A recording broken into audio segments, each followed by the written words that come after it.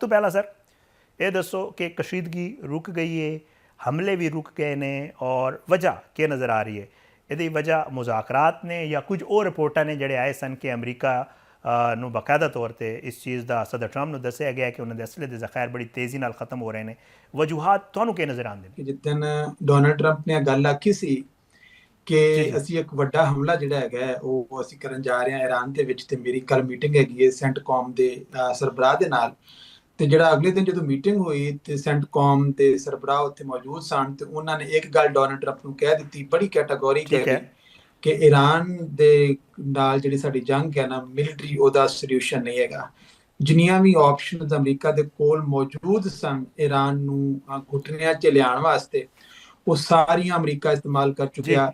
ਸਭ ਤੋਂ ਪਹਿਲਾਂ ਤੁਸੀਂ ਵੇਖਦੇ ਹੋ ਕਿ 40 ਸਾਲ ਦੀਆਂ ਪਾਬੰਦੀਆਂ ਦਾ, ਸਫਾਰਤਕਾਰੀ ਦੀਆਂ ਪਾਬੰਦੀਆਂ ਉਹਨਾਂ ਦੇ ਉੱਪਰ ਲੱਗੀਆਂ। ਫਿਰ ਤੁਸੀਂ ਵੇਖਦੇ ਹੋ 12 ਰੋਜ਼ਾ ਜੰਗ 25 ਦੇ ਵਿੱਚ ਕੀਤੀ ਜਾਂਦੀ ਹੈ। ਫਿਰ ਤੁਸੀਂ ਵੇਖਦੇ ਹੋ ਕਿ ਫਰਵਰੀ ਦੇ ਵਿੱਚ 2026 ਦੇ ਵਿੱਚ ਵੀ ਜੰਗ ਕੀਤੀ ਜਾਂਦੀ ਹੈ ਤੇ ਸਾਰਾ ਕੁਝ ਨੇਵਲ ਬਲੌਕੇਡ ਵੀ ਲਗਾਇਆ ਜਾਂਦਾ ਹੈ। ਤੇ ਸਾਰੇ ਆਪਸ਼ਨ ਇਸਤੇਮਾਲ ਕਰਨ ਤੋਂ ਬਾਅਦ ਜਦੋਂ ਅਸੀਂ ਦੇਖਦੇ ਹਾਂ ਤੇ ਇਸ ਟਾਈਮ ਜਿਹੜੇ ਪੱਤੇ ਹੈਗੇ ਨੇ ਉਹ ਹਜੇ ਵੀ ਈਰਾਨ ਦੇ ਕੋਲ ਜ਼ਿਆਦਾ ਹੈਗੇ ਨੇ। ਈਰਾਨ ਦੇ ਕੋਲ ਐਸੀਆਂ ਹਜੇ ਆਪਸ਼ਨ ਮੌਜੂਦ ਨੇ ਜਿਹੜੀਆਂ ਡਾਇਰੈਕਟਲੀ ਨਾ ਸਿਰਫ ਇਸ ਖਿੱਤੇ ਦੀ ਜਿਹੜੀ ਤਵਾਨਾਈ ਦੀ ਜ਼ਰੂਰੀਅਤ ਹੈਗੀ ਹੈ ਉਹਨੂੰ ਬਹੁਤ ਬੜਾ ਖਤਰਾ ਲਾਕ ਹੋ ਸਕਦਾ ਹੈ। ਜਿਹੜੀ ਇੰਟਰਨੈਟ ਦੀਆਂ ਡਾਟਾ ਕੇਬਲ ਹੈਗੀਆਂ ਨੇ, ਜਿਹੜੇ ਡੀਸੈਲੀਨੇਸ਼ਨ ਪਲਾਂਟਸ ਹੈਗੇ ਨੇ ਪੂਰੇ ਖਿੱਤੇ ਦੇ ਵਿੱਚ, ਤੇ ਜਿਵੇਂ ਅਸੀਂ ਵੇਖਦੇ ਪਏ ਹਾਂ ਸਾਊਦੀ ਅਰੇਬੀਆ ਦੇ ਵਿੱਚ ਕੁਝ ਰਿਫਾਈਨਰੀਜ਼ ਦੇ ਉੱਪਰ ਵੀ ਅਟੈਕ ਹੋਏ ਪਏ ਨੇ। ਤੇ ਜਦੋਂ ਇਤਨੇ ਬੜੀ ਜਿੱਥੋਂ ਦੁਨੀਆ ਦੀ 20 ਤੋਂ 25% ਜਿਹੜੀ એનર્ਜੀ ਦੀ ਜ਼ਰੂਰੀਅਤ ਪੂਰੀਆਂ ਹੋ ਰਹੀਆਂ, ਪੈਟਰੋਲ ਤੇ ਗੈਸ ਦੀਆਂ ਜ਼ਰੂਰੀਅਤ ਪੂਰੀਆਂ ਹੋ ਰਹੀਆਂ, ਦੂਸਰੇ ਪਾਸੇ ਤੁਸੀਂ ਵੇਖਦੇ ਹੋ ਕਿ ਸਾਡੇ ਕੋਲ ਬਾਬਲ ਮੰਦਬ ਜਿਹੜਾ ਹੈਗਾ ਉਹ ਹੌਤੀ ਬਾਗੀਆਂ ਨੇ ਉਹ ਵੀ ਬੰਦ ਕਰ ਦਿੱਤਾ।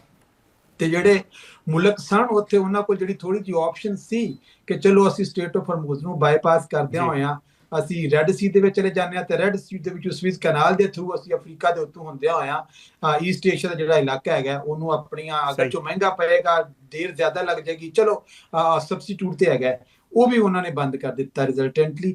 ਤੇ ਉਹ ਫਿਰ ਪ੍ਰੈਸ਼ਰ ਇੱਕ ਤੇ ਖਿੱਤੇ ਦੇ ਮਾਲਕ ਦੀ ਤਰਫੋਂ ਜਿਹੜਾ ਪ੍ਰੈਸ਼ਰ ਸੀਗਾ ਅਮਰੀਕਾ ਦੇ ਉੱਪਰ, ਨੰਬਰ 1।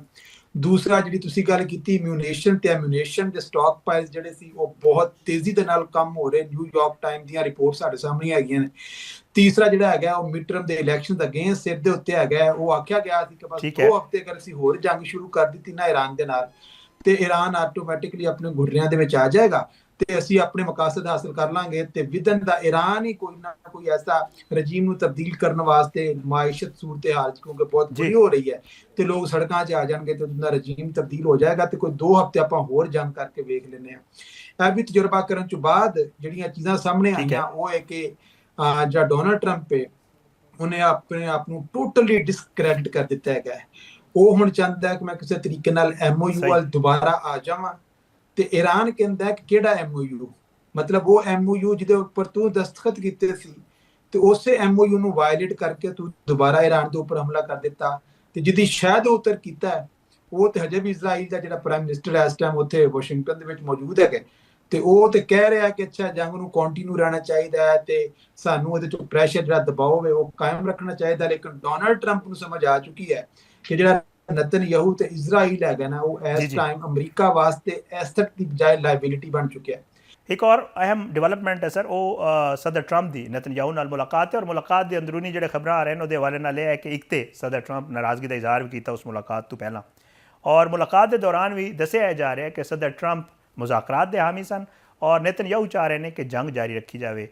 क्या नज़र आ रहा है ये जी कशीदगी है या इन्हों की आपस जी एक तनाव की सिचुएशन है अमरीका और इसराइल के दरमियान, आने वाले दिनों च ਇਹਦੇ ਕੀ ਅਸਰਾਤ ਹੋ ਸਕਦੇ? ਜਿਹੜੇ ਤਾਲੁਕਾਤ ਹੈਗੇ ਆ ਨਾ, ਅਗਰਚੇ ਪਹਿਲੇ ਵੀ ਮੁxtਲਿਫ ਅਦਵਾਰ ਦੇ ਵਿੱਚ ਮੁxtਲਿਫ ਸਦਰਾਂ ਦੇ ਨਾਲ ਇਜ਼ਰਾਈਲ ਦੇ ਇਸ਼ੂਜ਼ ਰਹੇ ਹੈਗੇ ਆ, ਲੇਕਿਨ ਇਸ ਟਾਈਮ ਜਿਹੜਾ ਸਭ ਤੋਂ ਵੱਡਾ ਫਰਕ ਹੈ ਨਾ ਮਾਜ਼ੀ ਚ ਤੇ ਹਾਲ ਦੇ ਵਿੱਚ ਉਹ ਇਹ ਹੈ ਕਿ ਪਹਿਲਾਂ ਜਿਹੜੀ ਅਮਰੀਕਨ ਪਬਲਿਕ ਸੀ, ਡੈਮੋਕ੍ਰੇਟ ਰਿਪਬਲਿਕਨ, ਇਹ ਸਾਰੇ ਇੱਕ ਪੇਜ 'ਚ ਨਹੀਂ ਹੁੰਦੇ। ਮਤਲਬ ਸਦਰ ਦੇ ਨਾਲ ਤੇ ਇਜ਼ਰਾਈਲ ਦਾ ਮਸਲਾ ਹੋ ਗਿਆ, ਲੇਕਿਨ ਇਹ ਪੈਕ ਆਪਣੀ ਜਗ੍ਹਾ 'ਚ ਮੌਜੂਦ ਹੁੰਦਾ ਸੀ ਜਿਹੜੀ ਬਹੁਤ ਵੱਡੀ ਲੌਬੀ ਹੈ ਇਜ਼ਰਾਈਲ ਦੀ। ਪਬਲਿਕ ਦੇ ਵਿੱਚ ਇਜ਼ਰਾਈਲ ਦੀ ਸਪੋਰਟ ਹਮੇਸ਼ਾ ਮੌਜੂਦ ਰਹੀ ਹੈ ਤੇ ਕਾਂਗਰਸ ਦੇ ਵਿੱਚ ਡੈਮੋਕ੍ਰੇਟਸ ਤੇ ਰਿਪਬਲਿਕਨਸ ਦੇ ਕੋਲ ਉਹਦੀ ਸਪੋਰਟ ਹਮੇਸ਼ਾ ਮੌਜੂਦ ਰਹੀ ਹੈ। ਇਸ ਟਾਈਮ ਇਹ ਹੋਇਆ ਹੈ ਕਿ ਡੋਨਲਡ ਟਰੰਪ ਕਹਿੰਦਾ ਹੈ ਕਿ ਮੈਂ ਇਹ ਉਹ ਇਜ਼ਰਾਈਲ ਹੈ ਜਿਹਦੇ ਵਾਸਤੇ ਸਭ ਤੋਂ ਪਹਿਲਾਂ ਇਸਦਾ ਨਤਨਯਾਹੂ ਦੇ ਉੱਪਰ ਦੇ ਕਹਿਣ ਦੇ ਉੱਪਰ ਹੀ ਉਹ JCPOA ਦੇ ਵਿੱਚੋਂ ਬਾਹਰ ਨਿਕਲਿਆ। ਠੀਕ ਹੈ, ਉਸ ਤੋਂ ਬਾਅਦ ਜਿਹੜਾ ਕੈਪੀਟਲ ਹੈਗਾ ਇਜ਼ਰਾਈਲ ਦਾ ਤੈਲ ਅਬੀਬ ਚੋਂ ਉਹਨੂੰ ਜਿਹੜਾ ਹੈਗਾ ਯਰੂਸ਼ਲਮ ਦੇ ਵਿੱਚ ਸ਼ਿਫਟ ਕੀਤਾ। ਉਸ ਤੋਂ ਬਾਅਦ ਗੋਲਾਨ ਹਾਈਟਸ ਦੇ ਉੱਪਰ ਜਿਹੜਾ ਕਬਜ਼ਾ ਕੀਤਾ ਹੋਇਆ ਸ਼ਾਮ ਦੇ ਜਿਹੜੇ ਇਲਾਕਾ ਹੈਗਾ 1967 ਦੀ ਜੰਗ ਤੋਂ ਬਾਅਦ ਇਜ਼ਰਾਈਲ ਨੇ ਕਬਜ਼ਾ ਕੀਤਾ ਹੋਇਆ, ਉਹਨੂੰ ਉਹਦੇ ਉੱਪਰ ਇਜ਼ਰਾਈਲ ਦੀ ਸੋਵਰੇਨਿਟੀ ਵੀ ਨਹੀਂ ਕਬੂਲ ਕਰ ਲਿਆ ਡੋਨਲਡ ਟਰੰਪ ਨੇ, ਅਮਰੀਕਾ ਨੇ। ਫਿਰ ਅਸੀਂ ਵੇਖਦੇ ਹਾਂ ਕਿ ਉਹਨਾਂ ਨੇ ਇਬਰਾਹਿਮ ਅਕੋਰਡ 2020 ਦੇ ਵਿੱਚ ਸਾਈਨ ਕਰ ਲਿੱਤਾ। ਬਹਿਰੀਨ ਨੇ, UAE ਨੇ, ਮੋਰਾਕੋ ਨੇ ਜਿਹੜੇ ਹੈਗੇ ਨੇ ਉਹ ਸਾਈਨ ਕਰ ਦਿੱਤੇ ਇਜ਼ਰਾਈਲ ਨੂੰ ਤਸਲੀਮ ਕਰਨ ਵਾਸਤੇ। ਮਤਲਬ ਡੋਨਲਡ ਟਰੰਪ ਕਹਿੰਦਾ ਕਿ ਮੈਂ ਸਾਰਾ ਕੁਝ ਤੁਹਾਡੇ ਵਾਸਤੇ ਕਰ ਚੁੱਕਿਆ। ਲੇਕਿਨ ਇਸ ਟਾਈਮ ਜਦੋਂ ਅਮਰੀਕੀ ਮਫਾਦਾਤ ਜਿਹੜੇ ਨੇ ਉਹ ਇਸ ਪਾਸੇ ਜਾਣ ਡੇ ਨੇ ਤੇ ਇਜ਼ਰਾਈਲ ਜਿਹੜਾ ਹੈਗਾ ਉਹ ਇਸ ਪਾਸੇ ਜਾਣ ਡਿਆ, ਤੇ ਮੈਨੂੰ ਇਤਨਾ ਕੁਝ ਕਰਨ ਦੀ ਮੈਨੂੰ ਫਾਇਦਾ ਕੀ ਹੋਇਆ?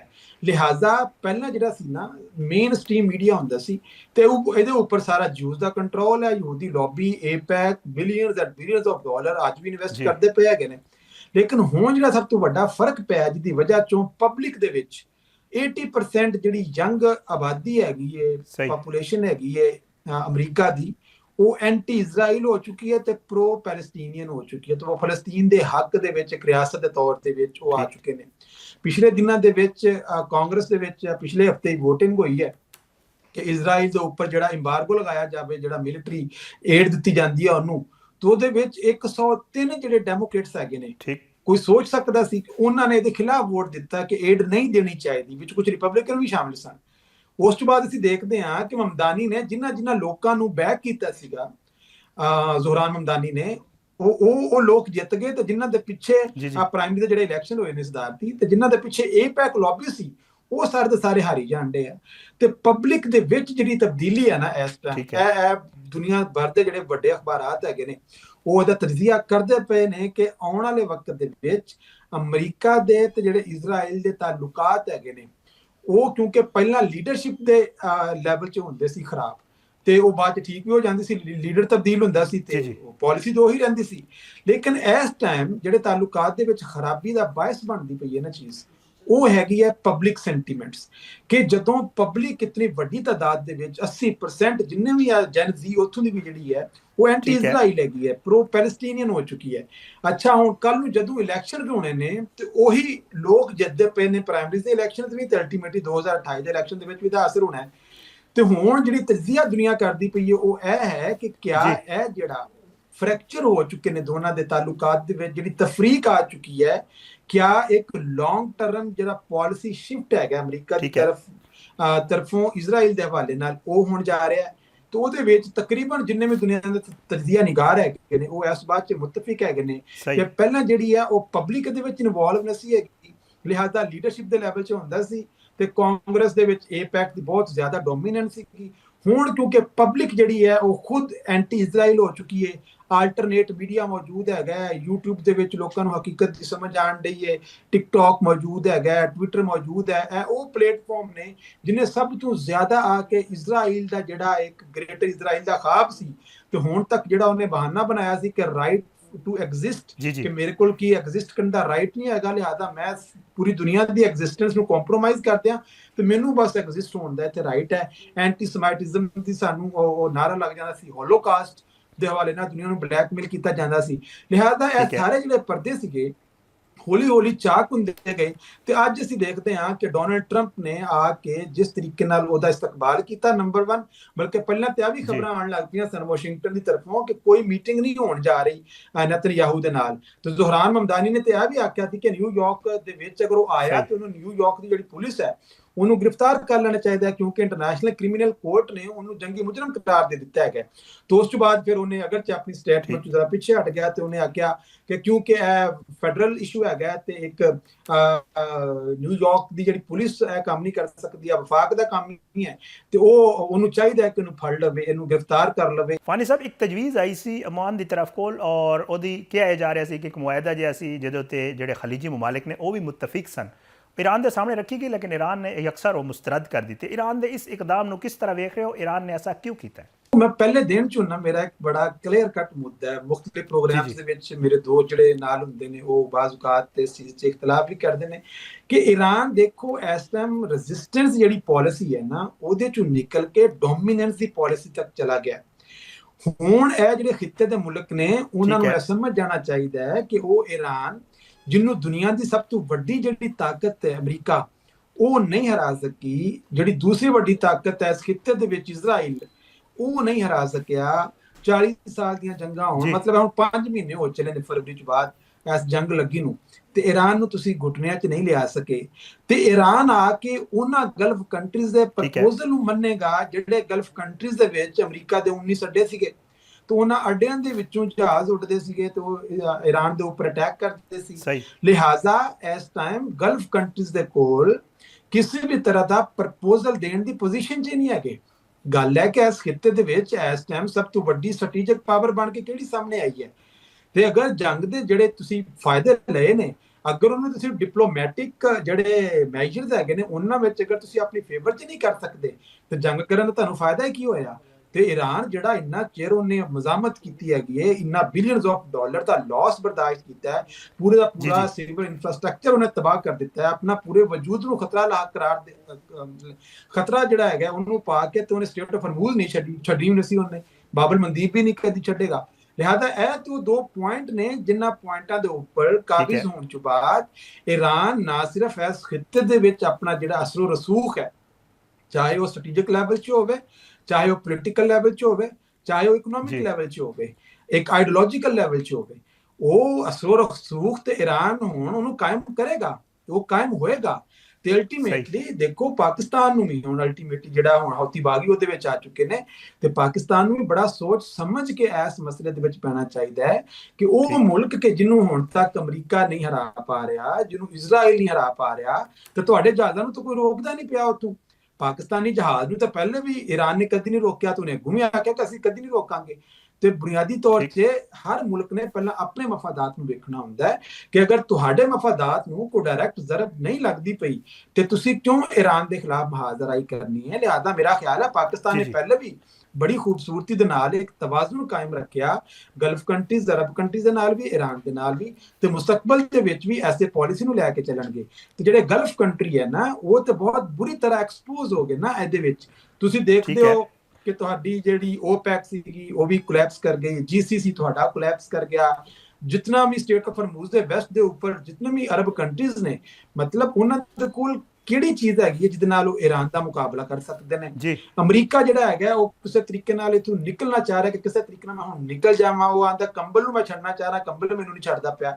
ਅਬ ਇਹ ਕਿ ਈਰਾਨ ਜਿਹੜਾ ਹੈਗਾ ਠੀਕ ਹੈ। ਉਹ ਹੁਣ ਪੂਰੀ ਮਜ਼ਬੂਤੀ ਨਾਲ ਉਹਨੇ ਸਾਰੀ ਸਿਚੁਏਸ਼ਨ ਉਹਦੇ ਹੱਥਾਂ ਦੇ ਵਿੱਚ ਹੈਗੀ ਹੈ।